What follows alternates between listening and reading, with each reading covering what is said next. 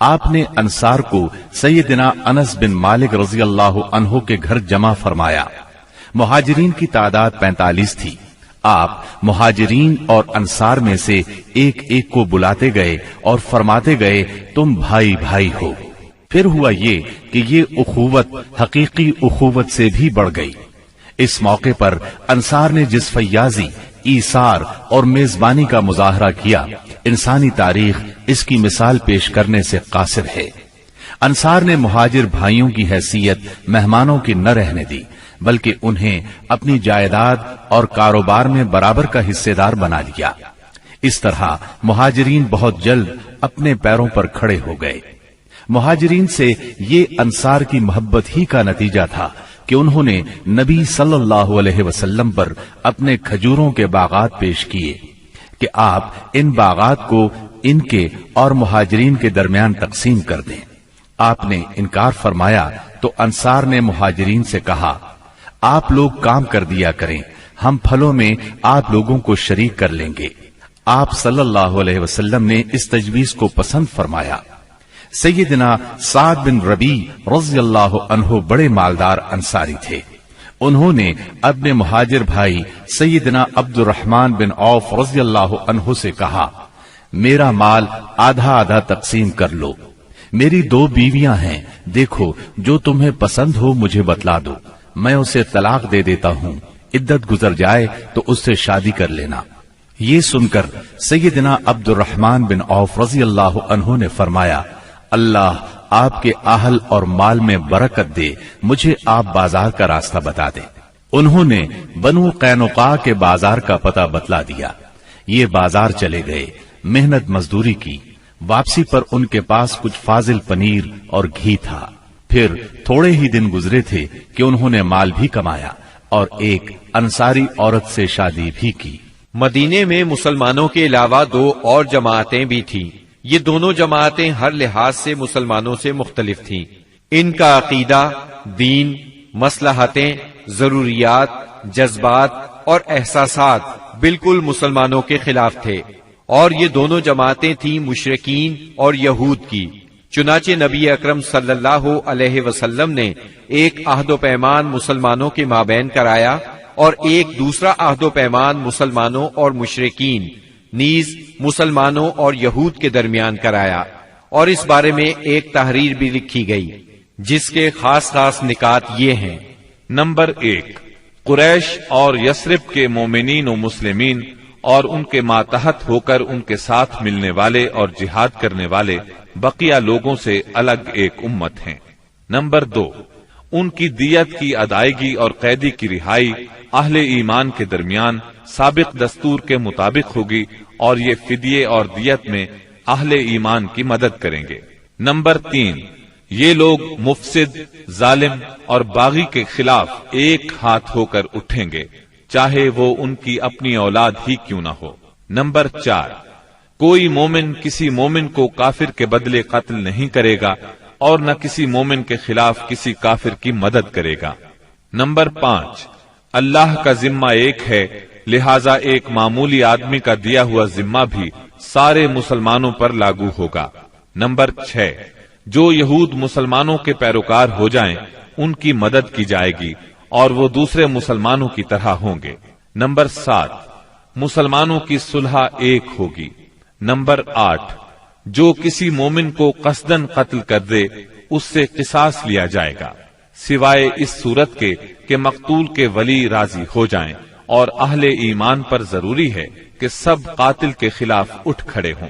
Number 9، کسی مومن کے لیے حلال نہیں کہ کسی ہنگامہ برپا کرنے والے یا بدعتی کی مدد کرے یا اسے ٹھکانہ مہیا کرے۔ نمبر 10، ان کے درمیان کسی بات میں اختلاف ہو تو اسے اللہ اور اس کے رسول کی طرف لوٹایا جائے گا۔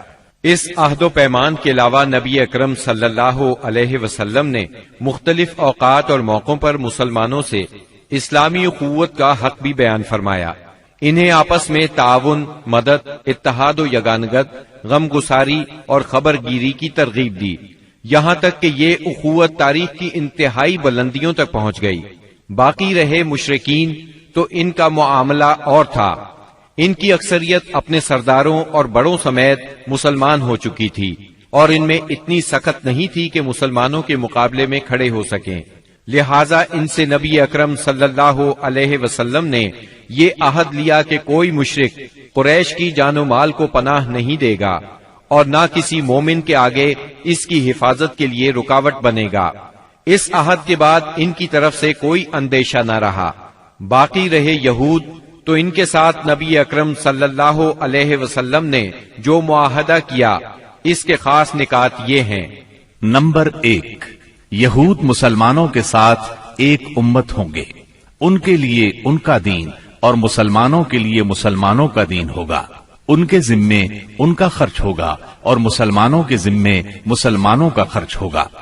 نمبر 2، جو طاقت اس معاہدے کے کسی بھی فریق سے جنگ کرے گی یا یثرب پر حملہ کرے گی، سب آپس میں اس کے خلاف تعاون کریں گے اور ہر ایک اپنی جانب کا دفاع کرے گا۔ نمبر 3، اس معاہدے کے شرکاء کے درمیان خیر خواہی، خیر اندیشی اور نیکوکاری کے تعلقات ہوں گے، گناہ کے نہیں۔ نمبر 4، آدمی اپنے حلیف کے جرم میں نہیں پکڑا جائے گا۔ نمبر 5، مظلوم کی مدد کی جائے گی۔ نمبر 6، جب تک جنگ برپا رہے گی یہود بھی مسلمانوں کے ساتھ خرچ برداشت کریں گے۔ نمبر 7، اس معاہدے کے شرکاء پر یثرب میں ہنگامہ آرائی اور کشت و خون حرام ہوگا۔ نمبر 8، اگر ان میں کوئی ہنگامہ یا جھگڑا برپا ہو جائے تو اس کا فیصلہ اللہ اور اس کے رسول کریں گے۔ نمبر 9، قریش اور ان کے مددگاروں کو پناہ نہیں دی جائے گی۔ نمبر 10، یہ معاہدہ کسی ظالم یا مجرم کے لیے آڑ نہیں بنے گا۔ اس معاہدے کی روح سے یثرب کے سارے باشندے مسلمان، مشرکین اور یہود ایک ہی وحدت کی لڑی میں پرو دیے گئے۔ مدینہ اور اس کے اطراف کو ملا کر ایک آزاد اور خود مختار حکومت قائم ہو گئی۔ اس میں مسلمانوں کا کلمہ نافذ تھا اور اس کے سربراہ محمد صلی اللہ علیہ وسلم تھے۔ اس دوران 1 اور 2 ہجری میں کئی اہم واقعات پیش آئے، ان میں سے کچھ اس طرح ہیں۔ اسی دوران میں قبلے کی تبدیلی کا حکم آیا۔ مکہ مکرمہ سے ہجرت کر کے مدینہ منورہ آنے کے بعد 16 یا 17 ماہ تک مسلمان بیت المقدس کی طرف رخ کر کے نماز پڑھتے رہے۔ اب حکم آیا کہ خانہ کعبہ یعنی مسجد الحرام کی طرف منہ کر کے نماز ادا کی جائے۔ اسی سال میں رمضان المبارک کے روزے رکھنے اور زکوٰۃ ادا کرنے کے احکام نازل ہوئے۔ پھر عیدین کی نماز اور صدقۃ الفطر کا حکم دیا گیا۔ اسی سال میں پہلی عید الفطر اور پہلی عید الاضحیٰ پڑھی گئی۔ اسی سال نبی کریم صلی اللہ علیہ وسلم نے اپنی پیاری بیٹی سیدہ فاطمہ رضی اللہ عنہا کی شادی سیدنا علی رضی اللہ عنہ سے کی۔ سب سے بڑھ کر یہ کہ اسی سال میں مسلمانوں پر حکم الہی سے جہاد فرض کیا گیا اور مسلمانوں کو اپنے دفاع کا حق دیا گیا۔ مکہ معظمہ میں صرف تبلیغ کا حکم تھا، اب اپنے تحفظ میں تلوار اٹھانے کا حکم آ گیا۔ چنانچہ سریوں اور غزوات کا آغاز ہوا۔ جن جنگوں میں آپ نے کسی صحابی کو امیر لشکر بنا کر بھیجا وہ سریہ کہلاتی ہے، اور جن جنگی مارکوں میں آپ خود امیر لشکر ہوئے وہ غزوہ کہلاتے ہیں۔ تاریخ اسلام میں غزوات کی تعداد 21 سے لے کر 27 تک بیان کی جاتی ہے، جبکہ سریوں کی تعداد اس سے کہیں زیادہ ہے۔ اس سال کے دوران کئی غزوات ہوئے، لیکن سب سے مشہور غزوہ بدر ہے۔ نبی کریم صلی اللہ علیہ وسلم جب ہجرت کر کے مدینہ منورہ پہنچے تو ان دنوں مدینے میں ایک نہایت دولت مند اور با اثر شخص عبداللہ بن ابی تھا۔ ہجرت سے پہلے انصار میں اس کا بہت اثر و رسوخ تھا۔ انصار اسے اپنا سردار بنانے والے تھے، بلکہ اس کی تاج پوشی کے لیے ایک تاج بنوا لیا گیا تھا۔ اسی دوران میں آپ صلی اللہ علیہ وسلم ہجرت کر کے مدینہ پہنچے اور انصار کے دونوں قبائل نے آپ کے ہاتھ پر بیعت کر لی، اور میثاق مدینہ کے ذریعے سے یہودیوں نے بھی آپ کی قیادت کو تسلیم کر لیا۔ اس سے عبداللہ بن ابی کی سرداری کے منصوبے دھرے کے دھرے رہ گئے۔ اس بنا پر اس نے آپ کی مخالفت پر کمر باندھ لی۔ ادھر مشرکین مکہ جو اسلام، مسلمانوں اور رسول اللہ صلی اللہ علیہ وسلم کی دشمنی میں جل بھن رہے تھے، انہوں نے عبداللہ بن ابی کو ایک دھمکی آمیز خط تحریر کیا۔ اس خط میں انہوں نے 2 ٹوک الفاظ میں لکھا، آپ لوگوں نے ہمارے صاحب کو پناہ دے رکھی ہے، اس لیے ہم اللہ کی قسم کھا کر کہتے ہیں یا تو آپ لوگ اس سے لڑائی کریں یا اسے نکال دیں، یا پھر ہم اپنی پوری جمعیت کے ساتھ آپ لوگوں پر چڑھائی کر کے آپ کے سارے جنگجوؤں کو قتل کر دیں گے اور آپ کی عورتوں کی حرمت پامال کر دیں گے۔ جب یہ خط عبداللہ بن ابی اور اس کے ساتھیوں کو ملا تو وہ رسول اللہ صلی اللہ علیہ وسلم سے جنگ کے لیے تیار ہو گئے۔ نبی اکرم صلی اللہ علیہ وسلم کو اس کی خبر ہوئی تو آپ ان کے پاس تشریف لے گئے اور فرمایا، قریش کی دھمکی تم لوگوں پر بہت گہرا اثر کر گئی ہے، تم خود اپنے آپ کو جتنا نقصان پہنچا دینا چاہتے ہو قریش تمہیں اس سے زیادہ نقصان نہیں پہنچا سکتے، تم اپنے بیٹوں اور بھائیوں سے خود ہی لڑنا چاہتے ہو۔ نبی اکرم صلی اللہ علیہ وسلم کی یہ بات سن کر لوگ بکھر گئے۔ اس وقت تو عبداللہ بن ابی جنگ کے ارادے سے باز آ گیا، کیونکہ اس کے ساتھی ڈھیلے پڑ گئے تھے یا بات ان کی سمجھ میں آ گئی تھی، لیکن حقیقت میں قریش کے ساتھ اس کے تعلقات خفیہ طور پر قائم رہے، کیونکہ مسلمانوں اور مشرکین کے درمیان شر اور فساد کا کوئی موقع وہ ہاتھ سے جانے نہیں دینا چاہتا تھا۔ پھر اس نے اپنے ساتھ یہود کو بھی ملا رکھا تھا تاکہ اس معاملے میں ان سے بھی مدد حاصل کرے، لیکن وہ تو نبی صلی اللہ علیہ وسلم کی حکمت تھی جو رہ رہ کر شر و فساد کی آگ کو بجھا دیتی تھی۔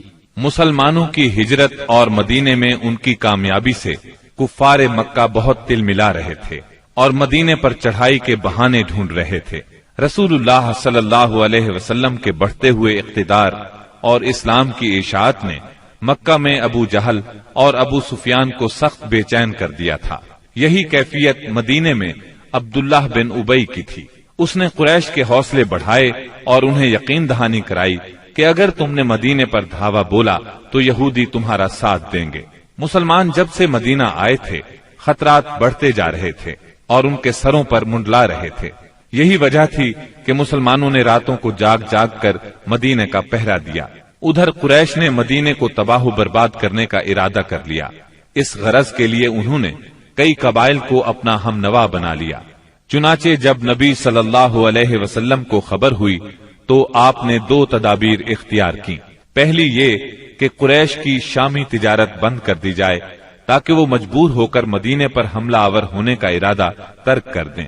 دوسرے یہ کہ مدینے کے آس پاس کے قبیلوں سے امن و امان کا معاہدہ کیا جائے تاکہ قریش جنگ مسلط کریں تو انہیں غیر جانبدار رکھا جا سکے۔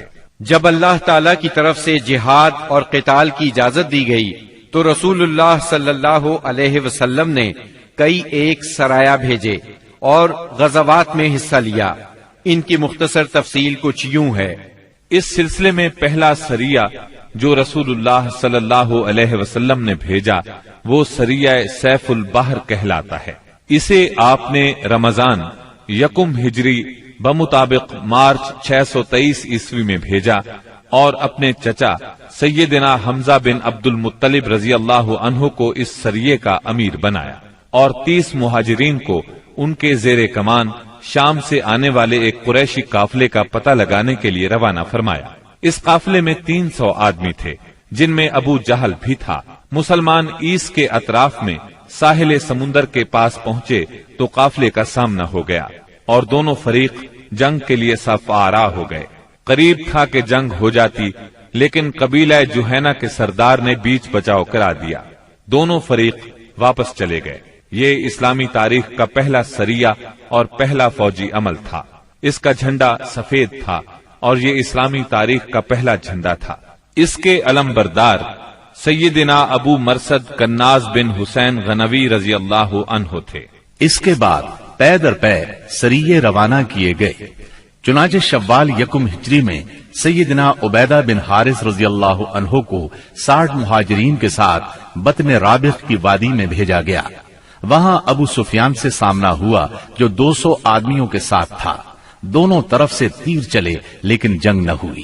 پھر ذی قعد 1 ہجری میں سیدنا سعد بن ابی وقاص رضی اللہ عنہ کو 20 مہاجرین کے ساتھ خرار کی طرف بھیجا گیا جو کہ جوفا کے قریب ایک مقام ہے लेकिन उनका किसी से सामना न हुआ।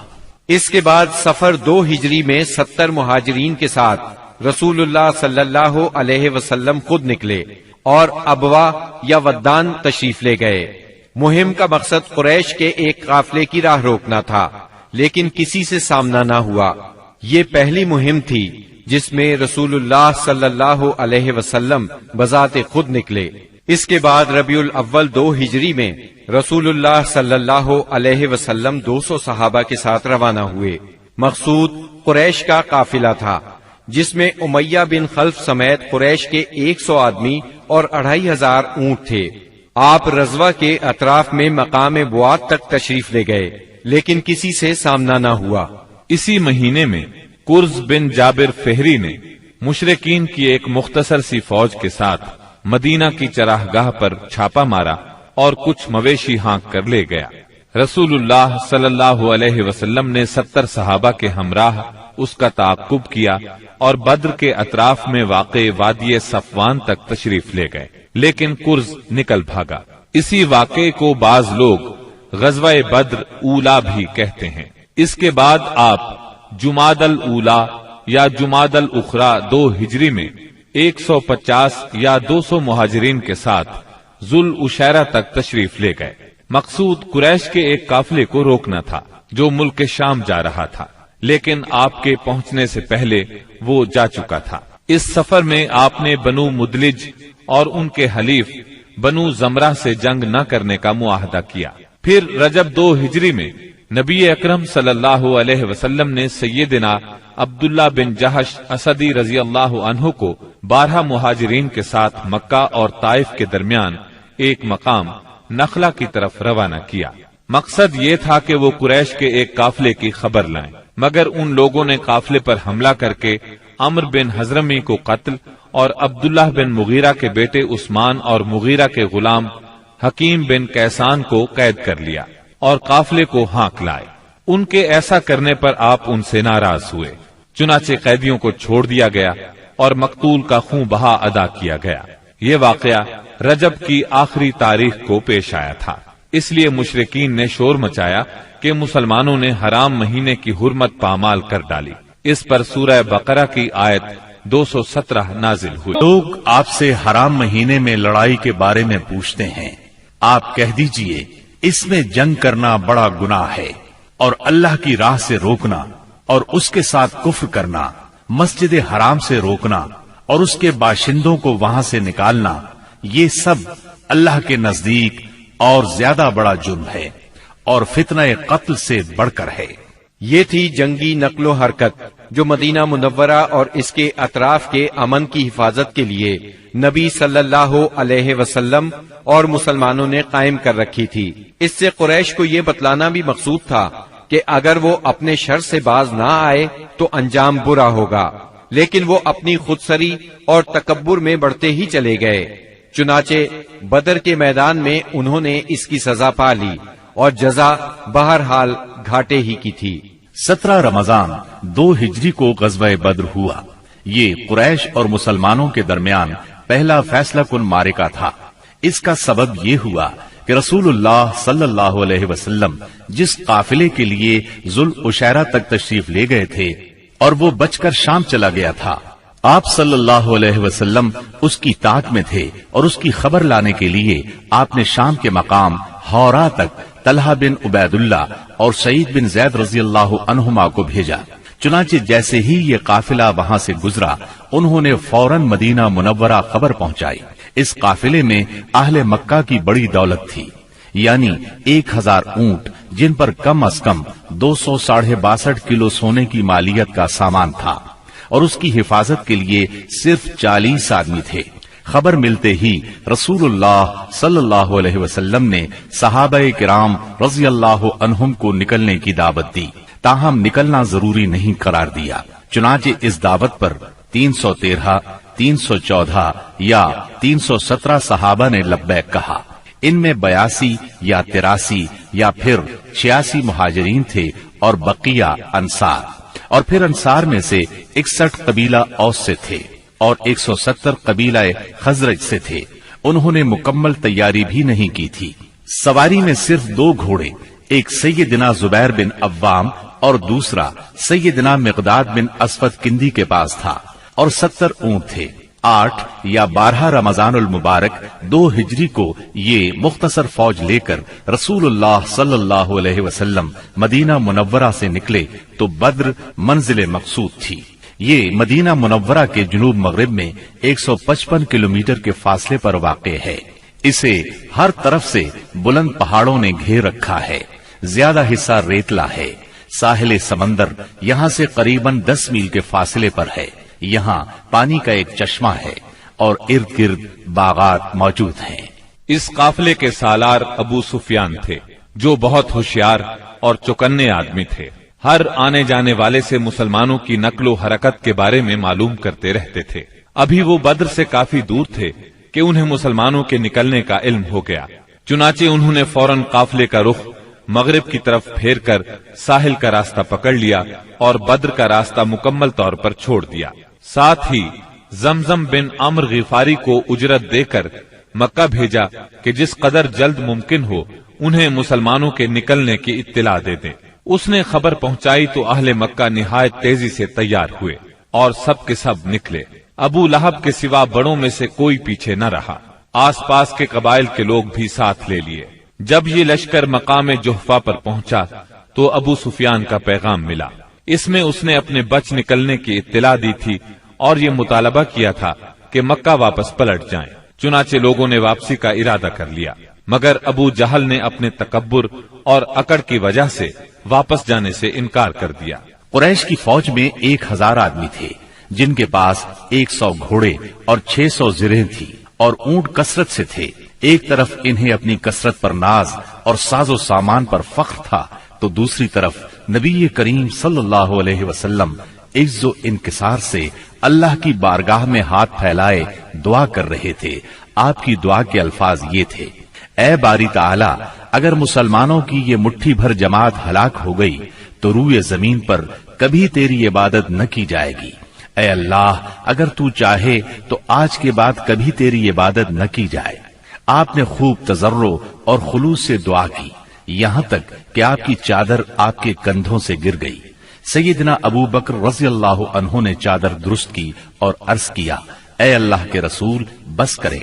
आपने अपने रब से जी भर के दुआ फरमा ली।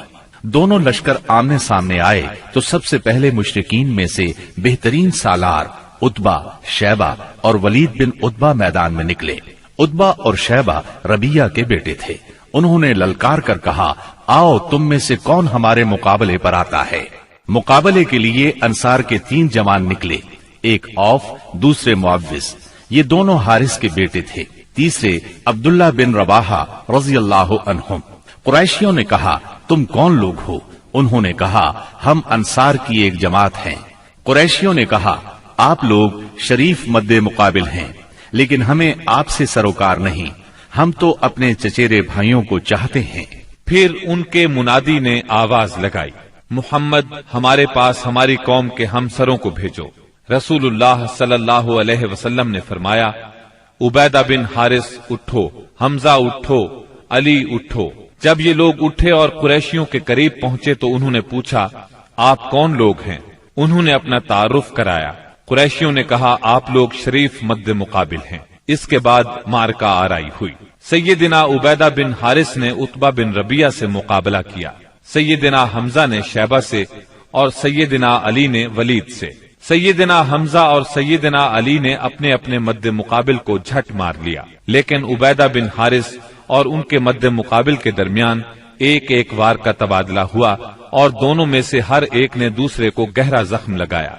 इतने में सैयदना अली और सैयदना हमजा अपने अपने शिकार से फारिग होकर आ गए। आते ही उतबा पर टूट पड़े, उसका काम तमाम किया और सैयदना उबैदा को उठा लाए। उनका पांव कट गया था और आवाज बंद हो गई थी, जो मुसलसल बंद ही रही, यहाँ तक कि जंग के चौथे या 5वें दिन जब मुसलमान मदीने से वापस होते हुए वादी सफरा से गुजर रहे थे, उनका इंतकाल हो गया। मुबारजत का नतीजा मुशरिकीन के लिए बुरा साबित हुआ। चुनाचे वो गुस्से से बेकाबू होकर मुसलमानों की सफों में तुंदी के साथ टूट पड़े। घमसान का रन पड़ा और कुश्तों के पुश्ते लग गए। इससे मुशरिकीन की सफों में इस्तिराब की लहर दौड़ गई। तागूत अकबर अबू जहल मलऊन ने अपनी सफों में इस्तिराब की इब्तिदाई लहर देखी तो चाहा कि इस सैलाब के सामने डट जाए। चुनाचे वो अपने लश्कर को ललकारता हुआ तकब्बुर के साथ कहने लगा, लातो उज़्ज़ा की कसम, हम उस वक्त तक वापस नहीं होंगे जब तक इन्हें रस्सियों में न जकड़ लें। देखो, तुम्हारा कोई आदमी इनके किसी आदमी को कत्ल न करे, बल्कि इन्हें पकड़ो और गिरफ्तार करो ताकि हम इनको इस हरकत का मजा चखाएं। लेकिन उसे इस गुरूर की हकीकत का बहुत जल्द पता लग गया, क्योंकि चंद ही लम्हे बाद मुसलमानों के हमले की तुंदी के सामने मुशरिकीन की सफें फटना शुरू हो गईं। अलबत्ता अबू जहल अब भी अपने गिर्द मुशरिकीन का एक गौल लिए जमा हुआ था। इस गौल ने अबू जहल के चारों तरफ तलवारों की बाढ़ और नेजों का एक जंगल कायम कर रखा था। लेकिन गैरतमंद मुसलमानों के इस्लामी हुजूम की आंधी ने उस बाढ़ को भी बिखेर दिया और उस जंगल को भी उखेड़ दिया। इसके बाद ये तागूत अकबर दिखाई पड़ा। मुसलमानों ने देखा कि वो एक घोड़े पर चक्कर काट रहा है। इधर उसकी मौत 2 अंसारी जवानों के हाथों उसका खून चूसने की मुंतजिर थी।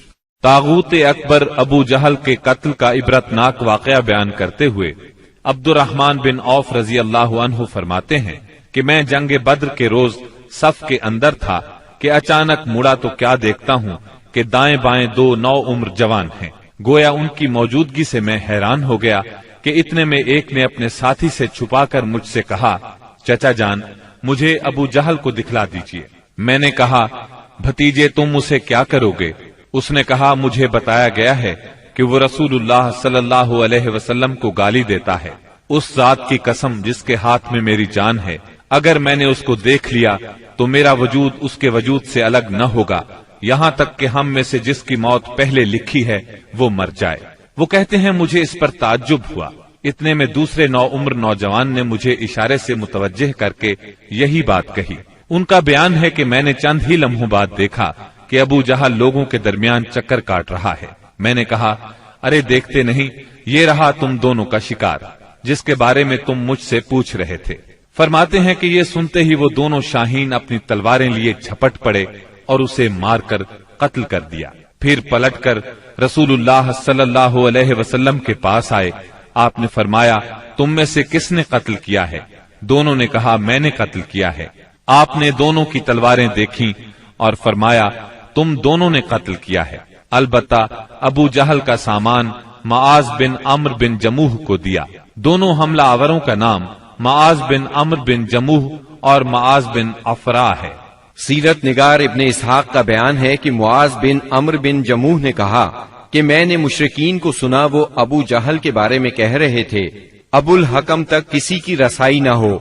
मुआज बिन अम्र कहते हैं कि जब मैंने ये बात सुनी तो उसे अपने निशाने पर ले लिया और उसकी समत जमा रहा। जब गुंजाइश मिली तो मैंने हमला कर दिया और ऐसी जरब लगाई कि उसका पांव निस्फ पिंडली से उड़ गया। वल्लाह, जिस वक्त ये पांव उड़ा है तो मैं उसकी तशबीह सिर्फ उस गुठली से दे सकता हूँ जो मूसल की मार पड़ने पर झटक कर उड़ जाए। कहते हैं कि इधर मैंने अबू जहल को मारा और उधर उसके बेटे इकरमा ने मेरे कंधे पर तलवार चलाई, जिससे मेरा हाथ कटकर मेरे बाजू के चमड़े से लटक गया और लड़ाई में मुखिल होने लगा। मैं इसे अपने साथ घसीटते हुए सारा दिन लड़ा, लेकिन जब वो मुझे अजियत पहुंचाने लगा तो मैंने इस पर अपना पांव रखा और इसे जोर से खींचकर अलग कर दिया। इसके बाद अबू जहल के पास मुअव्विज बिन अफरा पहुंचे। वो जख्मी था। उन्होंने इसे ऐसी जरब लगाई कि वो वहीं ढेर हो गया, सिर्फ सांस आती जाती रही। इसके बाद मुअव्विज बिन अफरा खुद भी लड़ते हुए शहीद हो गए। जब मारिका खत्म हो गया तो रसूलुल्लाह सल्लल्लाहु अलैहि वसल्लम ने फरमाया, कौन है जो देखे कि अबू जहल का अंजाम क्या हुआ? इस पर सहाबा किराम उसकी तलाश में बिखर गए। अब्दुल्ला बिन मसूद रज़ी अल्लाह अन्हु ने उसे इस हालत में पाया कि अभी सांस आ जा रही थी। उन्होंने उसकी गर्दन पर पांव रखा और सर काटने के लिए दाढ़ी पकड़ी और फरमाया, ओ अल्लाह के दुश्मन, आखिर अल्लाह ने तुझे रुस्वा किया ना? उसने कहा, मुझे काहे को रुस्वा किया? क्या जिस शख्स को तुम लोगों ने कत्ल किया है उससे भी बुलंद पाया कोई आदमी है, या जिसको तुम लोगों ने कत्ल किया उससे भी कोई ऊपर आदमी है? फिर बोला, काश मुझे किसानों की बजाय किसी और ने कत्ल किया होता। इसके बाद कहने लगा, मुझे बताओ फतह किसकी हुई? अब्दुल्ला बिन मसूद रजी अल्लाह अन्हु ने फरमाया, अल्लाह और उसके रसूल सल्लल्लाहु अलैहि वसल्लम की। इसके बाद अब्दुल्ला बिन मसूद रजी अल्लाह अन्हु से, जो उसकी गर्दन पर पांव रख चुके थे, कहने लगा, ओ बकरी के चरवाहे, तू बड़ी ऊंची और मुश्किल जगह पर चढ़ गया। वाज़ेह रहे कि अब्दुल्ला बिन मसूद रजी अल्लाह अन्हु मक्के में बकरियां चराया करते थे।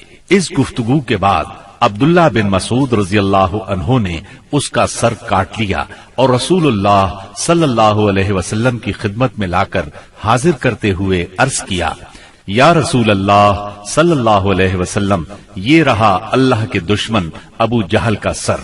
आपने 3 बार फरमाया, वाकई उस अल्लाह की कसम जिसके सिवा कोई माबूद नहीं। इसके बाद फरमाया, अल्लाहु अकबर, अल्हम्दुलिल्लाहिल्लज़ी सदक़ वअदह व नसर अब्दह व हज़मल अहज़ाब वहदह। अल्लाहु अकबर, तमाम हमद अल्लाह के लिए है जिसने अपना वादा सच कर दिखाया, अपने बंदे की मदद फरमाई और तन्हा सारे गिरोहों को शिकस्त दी। फिर फरमाया, चलो मुझे उसकी लाश दिखाओ। जब आप सल्लल्लाहु अलैहि वसल्लम को लाश दिखाई गई तो आपने फरमाया, ये इस उम्मत का फिरौन है। मुआज बिन अम्र और मुअव्विज़ बिन अफरा के ईमान अफरोज कारनामों का जिक्र हो चुका है। हकीकत ये है कि इस मारके में कदम कदम पर ईमान के ऐसे ताबनाक नुकूश पेश आए जिनमें अकीदत की कुव्वत और उसूल की पुख्तगी नुमायां और जलवागर थी। इस मारके में बाप और बेटे में, भाई और भाई में सफाराई हुई। उसूलों के इख्तिलाफ पर तलवारें बेनियाम हुई और मजलूम व मकहूर ने जालिम व काहिर से टकराकर अपने गुस्से की आग बुझाई। इब्ने अब्बास रजी अल्लाह अन्हो से रिवायत है कि नबी सल्लल्लाहु अलैहि वसल्लम ने सहाबा किराम से फरमाया, मुझे मालूम है कि बनु हाशिम वगैरह के कुछ लोग जबरदस्ती मैदान जंग में लाए गए हैं। इन्हें हमारी जंग से कोई सरोकार नहीं है, लिहाजा बनु हाशिम का कोई आदमी किसी की जद में आ जाए तो वो कत्ल ना करे, और अबुल बुख्तरी बिन हिशाम किसी की जद में आ जाए तो वो इसे कत्ल ना करे, और अब्बास बिन अब्दुल मुत्तलिब किसी की जद में आ जाए तो वो भी उन्हें कत्ल ना करे, क्योंकि वो बिल जब्र लाए गए हैं। इस पर उतबा के साहिबजादे अबू हुजैफा रजी अल्लाह अन्हो ने कहा, क्या हम अपने बाप बेटों, भाइयों और कुनबे कबीले के लोगों को कत्ल करेंगे और अब्बास को छोड़ देंगे? अल्लाह की कसम, अगर उससे मेरी मुठभेड़ हो गई तो मैं उसे तलवार की लगाम पहना दूंगा। ये खबर रसूलुल्लाह सल्लल्लाहु अलैहि वसल्लम को पहुंची तो आपने उमर बिन खत्ताब रजी अल्लाह अन्हो से फरमाया, क्या रसूलुल्लाह सल्लल्लाहु अलैहि वसल्लम के चचा के चेहरे पर तलवार मारी जाएगी? उमर रजी अल्लाह अन्हो ने कहा, या रसूल अल्लाह, मुझे छोड़िए, मैं तलवार से इस शख्स की गर्दन उड़ा दूं, क्योंकि अल्लाह की कसम ये शख्स मुनाफिक हो गया है। बाद में अबू हुजैफा रजी अल्लाह अन्हो कहा करते थे, उस दिन मैंने जो बात कह दी थी उसकी वजह से मुझे बराबर खौफ लगा रहता है। सिर्फ यही सूरत है कि मेरी शहादत उसका कफारा बन जाए। और बिल आखिर वो यमामा की जंग में शहीद हो ही गए। अबुल बुख्तरी को कत्ल करने से इसलिए मना किया गया था कि मक्के में ये शख्स सबसे ज्यादा रसूलुल्लाह सल्लल्लाहु अलैहि वसल्लम की ईजा रसानी से अपना हाथ रोके हुए था। आपको किसी किस्म की तकलीफ न पहुंचाता था और न उसकी तरफ से कोई नागवार बात सुनने में आती थी। और ये उन लोगों में से था जिन्होंने बनी हाशिम और बनी मुत्तलिब के बायकॉट का सहीफा चाक किया था। लेकिन इन सब के बावजूद अबुल बुख्तरी को कत्ल कर दिया गया। हुआ ये कि मुजज्जर बिन जियाद से उसकी मुठभेड़ हो गई। उसके साथ उसका एक और साथी भी था। दोनों साथ साथ लड़ रहे थे। मुजज्जर ने कहा, अबुल बुख्तरी, रसूलुल्लाह सल्लल्लाहु अलैहि वसल्लम ने हमें आपको कत्ल करने से मना किया है।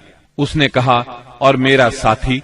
मुजज्जर ने कहा, नहीं, वल्लाह हम आपके साथी को नहीं छोड़ सकते। उसने कहा, अल्लाह की कसम, तब मैं और वो दोनों मरेंगे। اس کے بعد دونوں نے لڑائی شروع کر دی. مجزر نے مجبوراً اسے بھی قتل کر دیا. مکے کے اندر جاہلیت کے زمانے سے عبد الرحمن بن عوف رضی اللہ عنہ اور امیہ بن خلف میں باہم دوستی تھی. جنگ بدر کے روز امیہ اپنے لڑکے علی کا ہاتھ پکڑے کھڑا تھا کہ اتنے میں ادھر سے عبد الرحمن بن عوف کا گزر ہوا. وہ دشمن سے کچھ زرہیں چھین کر لادے لیے جا رہے تھے. امیہ نے انہیں دیکھ کر کہا، کیا تمہیں میری ضرورت ہے؟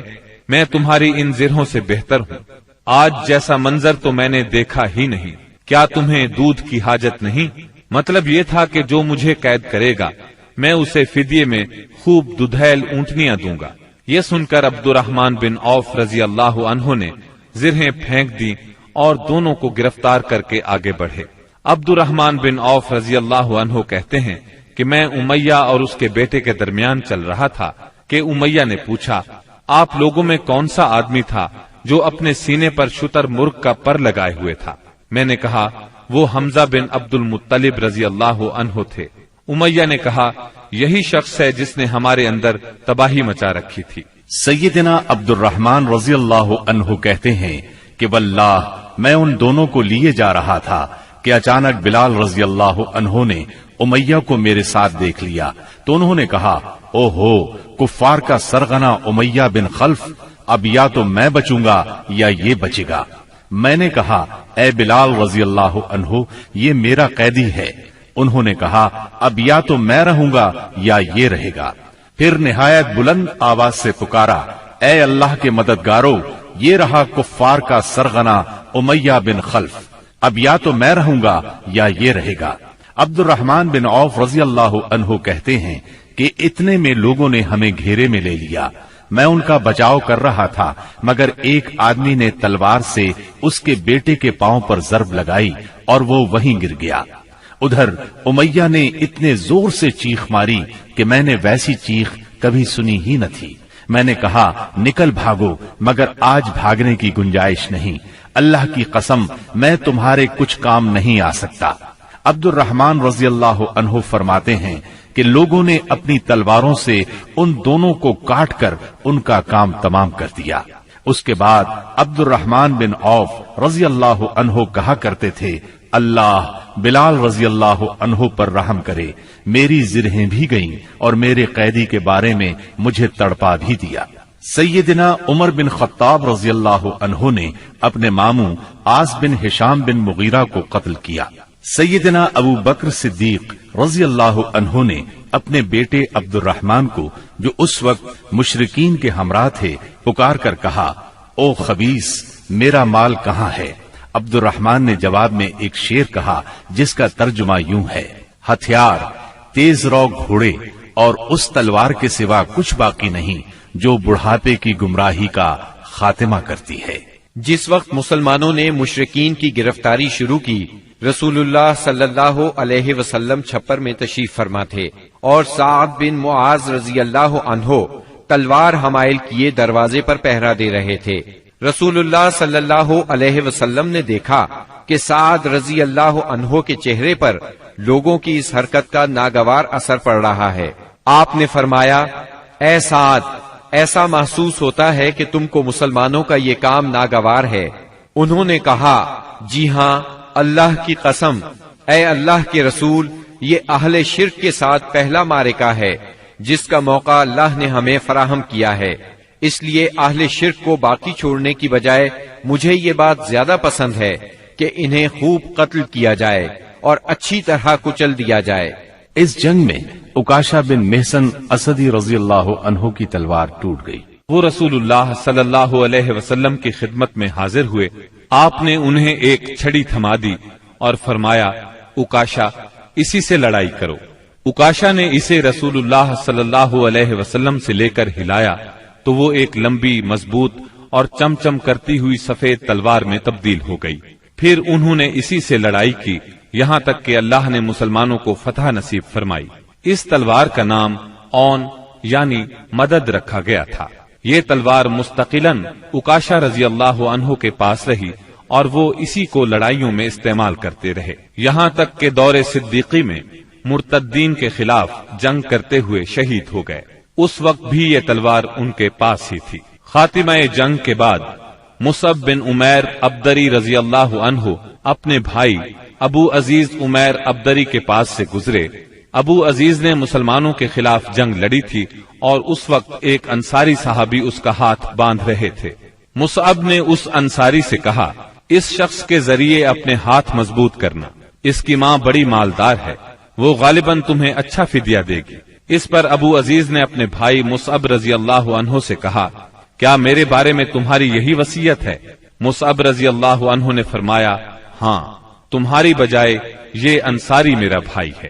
جب مشرکین کی لاشوں کو کنویں میں ڈالنے کا حکم دیا گیا اور عتبہ بن ربیعہ کو کنویں کی طرف گھسیٹ کر لے جایا جانے لگا تو رسول اللہ صلی اللہ علیہ وسلم نے اس کے صاحبزادے ابو حذیفہ رضی اللہ عنہ کے چہرے پر نظر ڈالی، دیکھا تو غمزدہ تھے، چہرہ بدلا ہوا تھا۔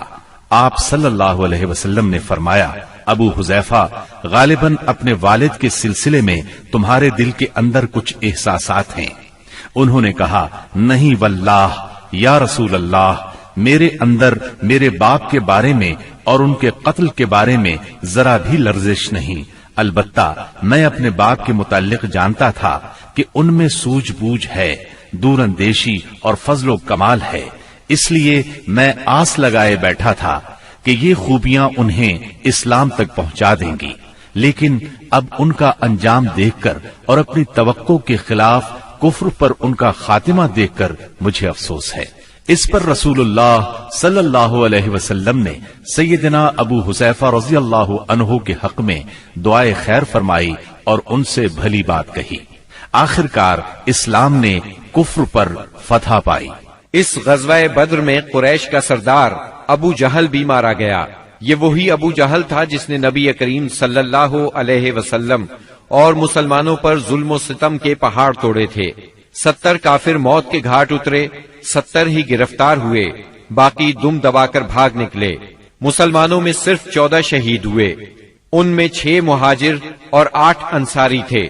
اس جنگ نے اسلام کے دشمنوں کی طاقت کا جنازہ نکال دیا، ان کا بھرم کھل گیا اور ان کا غرور خاک میں مل گیا۔ جب رسول اللہ صلی اللہ علیہ وسلم مدینہ پہنچ چکے تو آپ نے قیدیوں کے بارے میں مشورہ کیا۔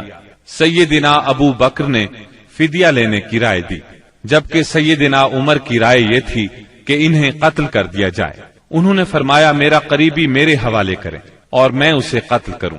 عقیل بن ابی طالب سیدنا علی کے حوالے کریں، وہ اس کی گردن کو اڑائیں، یہاں تک کہ اللہ کو معلوم ہو جائے کہ ہمارے دلوں میں مشرکین کے لیے کوئی نرم گوشہ نہیں ہے، اور یہ حضرات مشرکین کے ائمہ اور قائدین ہیں۔ رسول اللہ صلی اللہ علیہ وسلم نے فدیہ لینا طے کیا۔ یہ فدیہ 4000 سے 3000 اور کم از کم 1000 درہم تک تھا، اور ان میں سے جو لکھنا پڑھنا جانتے تھے ان کا فدیہ یہ قرار دیا گیا کہ وہ 10 بچوں کو لکھنا پڑھنا سکھا دیں۔ غزوہ بدر میں قریش کے 70 آدمی مارے گئے، ان میں عتبہ اور ابو جہل جیسے رئیس شامل تھے۔ ابو جہل کے بعد قریش کا سردار ابو سفیان کو بنایا گیا، یہ بنو امیہ سے تھے۔ اس طرح بنو امیہ کے وقار میں اضافہ ہو گیا۔ جمادی الاولیٰ 3 ہجری میں قریش نے اپنا ایک قافلہ عراق کے راستے ملک شام بھیجا۔ یہ راستہ نجد سے ہو کر شام جاتا تھا اور مدینے کے قریب سے نہیں گزرتا تھا۔ اس قافلے کی قیادت صفوان بن امیہ کر رہا تھا۔ رسول اللہ صلی اللہ علیہ وسلم کو اس کا علم ہو گیا۔ آپ نے سیدنا زید بن حارثہ رضی اللہ عنہ کی کمان میں 200 سواروں کا ایک دستہ بھیج دیا۔ قریش کا قافلہ نجد میں قردہ نامی ایک چشمے پر پڑاؤ ڈال رہا تھا کہ سیدنا زید رضی اللہ عنہ نے اس پر حملہ کر دیا۔ نتیجہ یہ ہوا کہ پورا قافلہ ان کے قبضے میں آ گیا، البتہ اس میں جتنے آدمی تھے سب نکل بھاگے۔ صرف قافلے کا رہنما فرات بن حیان گرفتار ہو سکا، اس نے اسلام قبول کر لیا۔ مال غنیمت کی مقدار 1,00,000 درہم تھی، اور غزوہ بدر کے بعد قریش کے لیے یہ سب سے زیادہ تکلیف دہ مار تھی۔ غزوہ بدر کے بعد غزوات کے سلسلے میں تیزی آ گئی۔ 3 ہجری میں غزوہ بحران، غزوہ غطفان، غزوہ حمیر الاسد اور غزوہ احد اس سال کامیابی سے لڑے گئے۔ البتہ غزوہ احد واحد غزوہ ہے جس میں مسلمانوں کو بہت تکلیف دہ صورتحال کا سامنا کرنا پڑا۔ اپنی ایک غلطی کی وجہ سے وقتی طور پر شکست کا منہ دیکھنا پڑا۔ بدر میں ذلت آمیز شکست اور قریش کے بڑے بڑے سرداروں کے قتل کے بعد مکہ معظمہ کے ہر گھر میں کوہرام مچ گیا۔ اب قریش کے سردار ابو سفیان تھے۔ ان کی یہ ذمہ داری تھی کہ وہ غزوہ بدر کے مقتولین کا انتقام لیں۔ چنانچہ مشرکین نے بدر سے واپسی پر منت مانی کہ وہ جب تک مسلمانوں سے بدر کا انتقام نہیں لیں گے غسل جنابت نہیں کریں گے۔ ایک روز ابو جہل کا بیٹا اکرمہ مقتولین کے رشتہ داروں کو ساتھ لے کر ابو سفیان کے پاس گیا اور کہا، محمد نے ہماری قوم کو فنا کر دیا ہے، اب ہم نے تہیا کر لیا ہے کہ مسلمانوں کا نام صفحہ ہستی سے حرف غلط کی طرح مٹا کر دم لیں گے۔ اس طرح قریش کے شعلہ فشاں شاعروں نے انتقام کی آگ کو خوب ہوا دی۔ اس طرح سارا عرب گویا آتش فشاں بن گیا۔ ادھر مسلمان بھی یہ بات اچھی طرح جانتے تھے کہ قریش مکہ اپنے 70 سرداروں کا انتقام ضرور لیں گے۔ چنانچہ مسلمان کفار مکہ کی سرگرمیوں سے باخبر رہنے کی پوری کوشش کر رہے تھے۔ شوال 3 ہجری میں رسول اللہ صلی اللہ علیہ وسلم کو اطلاع ملی کہ قریش کا لشکر مدینہ منورہ کی طرف بڑھ رہا ہے اور اس کی تعداد 3000 ہے۔ اس پر آپ نے صحابہ کرام رضی اللہ عنہم سے مشورہ کیا۔ اکثر مہاجرین اور تجربہ کار صحابہ نے مشورہ دیا کہ خواتین کو ایک محلے میں جمع کر دیا جائے اور شہر کے اندر رہ کر مقابلہ کیا جائے۔ عبداللہ بن ابی منافق نے بھی یہی رائے دی، لیکن نوجوان صحابہ کے ایک گروہ نے اس بات پر اصرار کیا کہ شہر سے نکل کر دشمن کا مقابلہ کیا جائے۔ دراصل یہ نوجوان صحابہ کم عمر ہونے کی وجہ سے غزوہ بدر میں شرکت نہیں کر سکے تھے، اس لیے ان پر جوش طاری تھا۔ نبی اکرم صلی اللہ علیہ وسلم گھر تشریف لائے اور زرہ پہن کر باہر تشریف لے گئے۔ اب لوگوں کو ندامت محسوس ہوئی کہ کیوں شہر سے باہر جا کر لڑنے کا مشورہ دیا۔ چنانچہ انہوں نے کہا، اگر آپ پسند فرمائیں تو شہر میں رہ کر دشمن سے مقابلہ کیا جائے۔ جواب میں آپ نے فرمایا، رسول کو زیبا نہیں کہ ہتھیار پہن کر بغیر قتال کے اتار دے۔ چنانچہ آپ 1000 کا لشکر لے کر مدینہ منورہ سے نکلے۔ اس کے بعد نبی صلی اللہ علیہ وسلم نے لشکر کو 3 حصوں میں تقسیم کیا۔ مہاجرین کا دستہ، اس کا پرچم سیدنا مصعب بن عمیر رضی اللہ عنہ کو عطا کیا۔ قبیلہ اوس کا دستہ، اس کا علم اسید بن حزیر رضی اللہ عنہ کو عطا فرمایا۔ تیسرا قبیلہ خزرج کا دستہ، اس کا علم حباب بن منذر رضی اللہ عنہ کو عطا فرمایا۔ پورا لشکر 1000 مردان جنگی پر مشتمل تھا، جن میں 100 زرہ پوش اور 50 شاہ سوار تھے۔ سیدنا ابن ام مکتوم رضی اللہ عنہ کو اس کام پر مقرر فرمایا کہ وہ مدینے کے اندر رہ جانے والے لوگوں کو نماز پڑھائیں گے۔ اس کے بعد کوچ کا اعلان فرمایا اور لشکر نے شمال کا رخ کیا۔ سیدنا سعد بن معاذ اور سعد بن عبادہ رضی اللہ عنہما زرہ پہنے نبی صلی اللہ علیہ وسلم کے آگے آگے چل رہے تھے۔ رات احد اور مدینے کے درمیان بسر کی۔ طلوع فجر سے کچھ پہلے آپ پھر چل پڑے اور مقام شوط پہنچ کر نماز فجر ادا کی۔ اسی جگہ سے عبداللہ بن ابی منافق اپنے 300 ساتھیوں کے ساتھ الگ ہو گیا۔ اس نے یہ کہتے ہوئے مدینہ منورہ کا رخ کیا، آپ نے ہماری رائے کو کوئی اہمیت نہیں دی، اس لیے ہم واپس جاتے ہیں۔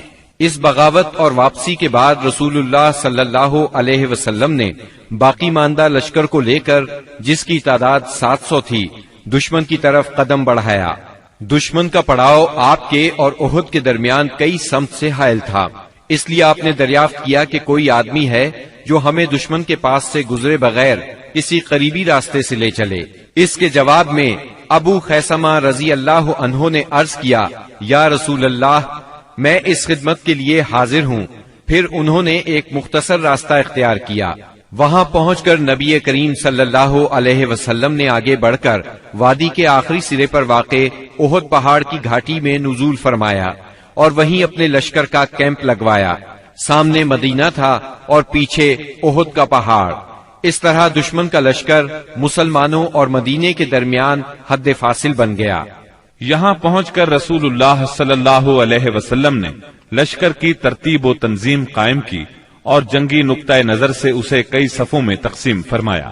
ان کی کمان سیدنا عبداللہ بن جبیر بن نعمان رضی اللہ عنہ کے سپرد کی اور انہیں وادی کنات کے جنوبی کنارے پر واقع ایک چھوٹی سی پہاڑی پر جو اسلامی لشکر کے کیمپ سے کوئی 150 میٹر جنوب مشرق میں واقع ہے اور اب جبل رومات کے نام سے مشہور ہے تعینات فرمایا اور انہیں ہدایات دیتے ہوئے فرمایا، اگر تم لوگ دیکھو کہ ہمیں پرندے اچک رہے ہیں تو بھی اپنی جگہ نہ چھوڑنا یہاں تک کہ میں بلا بھیجوں، اور اگر تم دیکھو کہ ہم نے قوم کو شکست دی ہے اور انہیں کچل دیا ہے تو بھی اپنی جگہ نہ چھوڑنا یہاں تک کہ میں بلا بھیجوں۔ باقی لشکر کی ترتیب یہ تھی، دائیں جانب والے لشکر پر سیدنا منذر بن عمرو مقرر تھے اور بائیں جانب والے لشکر پر زبیر بن عوام اور ان کا معاون سیدنا مقداد بن اسود کو بنایا گیا۔ سیدنا زبیر کو یہ مہم بھی سونپی گئی کہ وہ خالد بن ولید کے شاہ سواروں کی راہ روکے رکھیں۔ اس ترتیب کے علاوہ صف کے اگلے حصے میں ایسے ممتاز اور منتخب بہادر مسلمان رکھے گئے جن کی جانبازی اور دلیری کا شہرہ تھا اور جنہیں ہزاروں کے برابر مانا جاتا تھا۔ یہ منصوبہ بڑی باریکی اور حکمت پر مبنی تھا، جس سے نبی کریم صلی اللہ علیہ وسلم کی فوجی قیادت کی عبقریت کا پتہ چلتا ہے اور ثابت ہوتا ہے کہ کوئی کمانڈر کیسا ہی بالیاقت کیوں نہ ہو، آپ سے زیادہ باریک اور باحکمت منصوبہ تیار نہیں کر سکتا۔ یہ تھی نبی کریم صلی اللہ علیہ وسلم کی لشکر کی ترتیب و تنظیم جو 7 شوال 3 ہجری کی صبح عمل میں آئی۔ ادھر مشرکین نے بھی صف بندی ہی کے اصول پر اپنے لشکر کو منظم کیا تھا۔ ان کا سپہ سالار ابو سفیان تھا جس نے قلب لشکر میں اپنا مرکز بنایا تھا۔ دائیں جانب خالد بن ولید سالار تھے جو ابھی مشرک تھے، اور بائیں جانب کا سالار اکرمہ بن ابو جہل تھا۔ پیدل فوج کی کمان صفوان بن امیہ کے پاس تھی اور تیر اندازوں پر عبداللہ بن ربیہ مقرر ہوئے۔ جھنڈا بنو عبد الدار کی ایک چھوٹی سی جماعت کے ہاتھ میں تھا۔ اس کے بعد دونوں فریق آمنے سامنے اور قریب آ گئے اور لڑائی کا مرحلہ شروع ہو گیا۔ جنگ کے پہلے مرحلے کی ابتدا مشرکین کے علمبردار طلحہ بن ابی طلحہ سے ہوئی۔ اس نے مسلمانوں کو للکارا۔ اس کی للکار سن کر سیدنا زبیر رضی اللہ عنہ فوراً صف سے نکل کر آگے آئے، اس کے مقابل ہوئے، بڑھ کر ایک بھرپور وار کیا۔ طلحہ فوراً ہی جہنم رسید ہو گیا۔ طلحہ کے گرتے ہی جھنڈا اس کے بھائی عثمان نے اٹھا لیا اور مسلمانوں کو مقابلے کے لیے پکارا۔ اب سیدنا حمزہ رضی اللہ عنہ آگے بڑھے اور عثمان کے کندھے پر اس زور سے تلوار ماری کہ کمر تک اتر گئی۔ اس طرح قریش کے 12 علمبردار یکے بعد دیگرے قتل ہوئے۔ پھر عام لڑائی شروع ہوئی۔ گھمسان کی جنگ چھڑ گئی۔ اس میں مسلمانوں کا پلہ بھاری رہا۔ مشرکین شکست کھا کر بھاگ نکلے۔ انہیں جوش دلانے والی عورتیں بھی بھاگ کھڑی ہوئیں۔ مسلمانوں نے مشرکین کو گھیر لیا، انہیں مارنے لگے، ساتھ ساتھ مال غنیمت لوٹنے لگے۔ ایسے میں درے پر موجود 50 تیر اندازوں سے وہ غلطی ہو گئی جس نے لڑائی کا پانسا پلٹ دیا۔ ہوا یوں کہ نبی اکرم صلی اللہ علیہ وسلم نے ان 50 تیر اندازوں کو یہ ہدایت فرمائی تھی کہ اس درے کو کسی حال میں نہ چھوڑنا، لیکن جب مسلمانوں کو کامیابی ہوئی، کافر بھاگنے لگے اور مسلمان انہیں مارنے کاٹنے کے ساتھ ساتھ مال غنیمت بھی لوٹنے لگے، تو انہوں نے بھی درہ چھوڑ دیا اور مال غنیمت لوٹنے کے لیے دوڑ پڑے۔ تیر اندازوں کے سردار سیدنا عبداللہ بن جبیر رضی اللہ عنہ نے انہیں روکنے کی کوشش کی، لیکن وہ مال غنیمت کی طرف متوجہ ہو گئے۔ قریشی فوج میں خالد بن ولید موجود تھے۔ انہیں اللہ نے غضب کی جنگی مہارت عطا کی تھی۔ انہوں نے اپنی مہارت سے فوراً بھانپ لیا کہ موقع بہت اچھا ہے، مسلمانوں پر اس درے کی طرف سے حملہ کر دینا چاہیے۔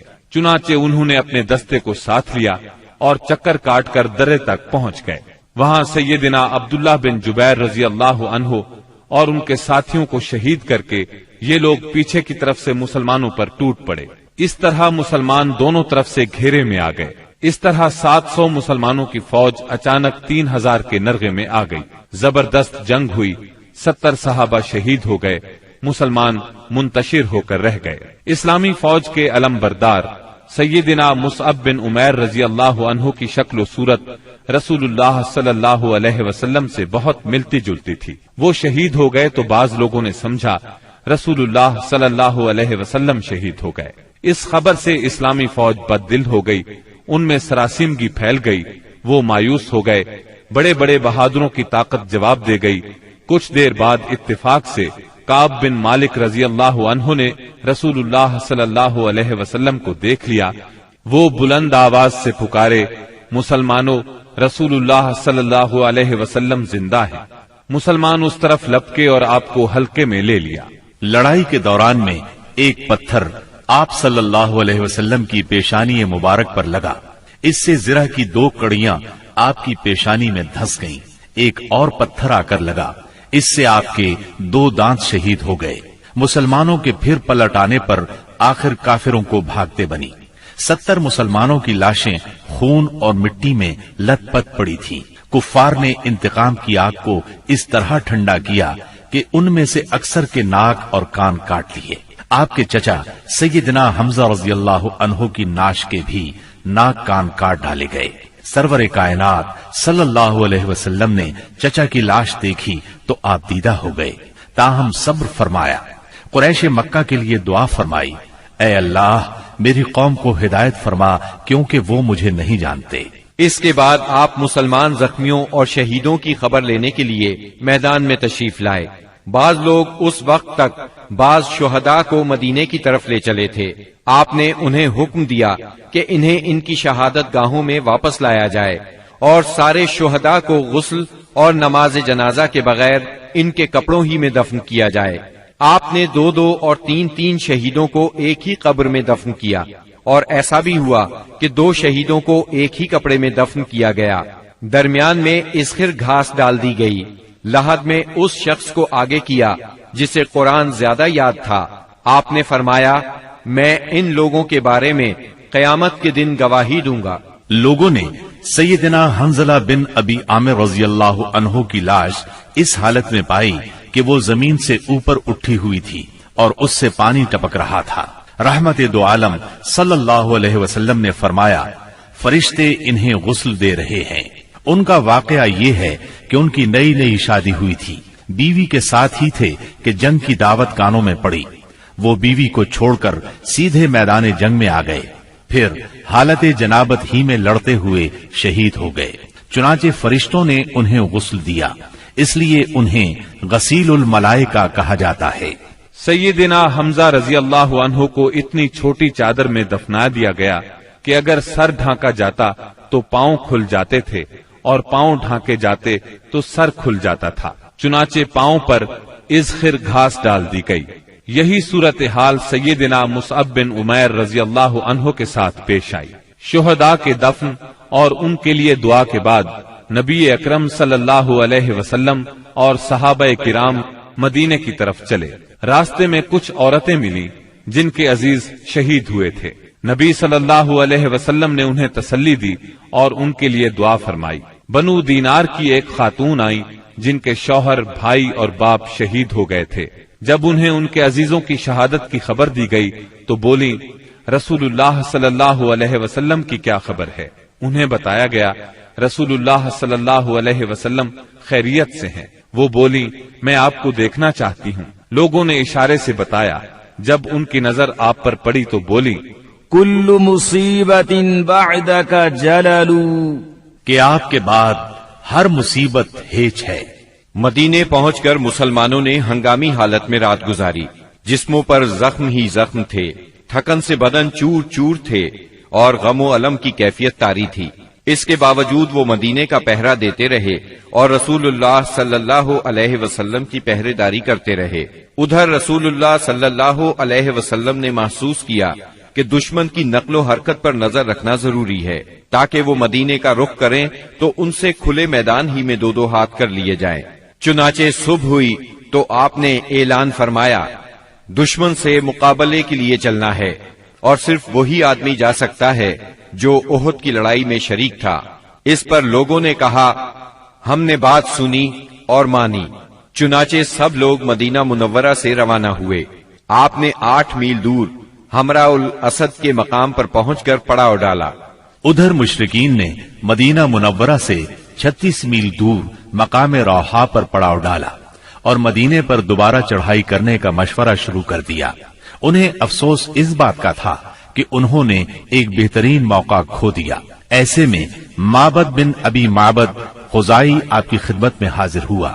یہ آپ کے خیر خواہوں میں سے تھا۔ ہمراء الاسد میں آپ کے سامنے پہنچ کر اس نے احد کے واقعے پر تعزیت کی۔ آپ نے اس سے فرمایا، تم جا کر ابو سفیان سے ملو اور اس کی حوصلہ شکنی کرو۔ معبد روحا پہنچا۔ اس وقت تک مشرکین مدینے کی طرف پلٹ پڑنے کا فیصلہ کر چکے تھے۔ معبد نے انہیں بری طرح ڈرایا، کہنے لگا، محمد ایسی جمعیت لے کر نکلے ہیں کہ میں نے ایسی مثال پہلے نہیں دیکھی۔ وہ سب لوگ تمہارے خلاف غصے سے بھرے ہوئے ہیں، بھڑکے ہوئے ہیں۔ ان پر اس قدر جوش طاری ہے کہ میں نے ایسی مثال پہلے کبھی نہیں دیکھی۔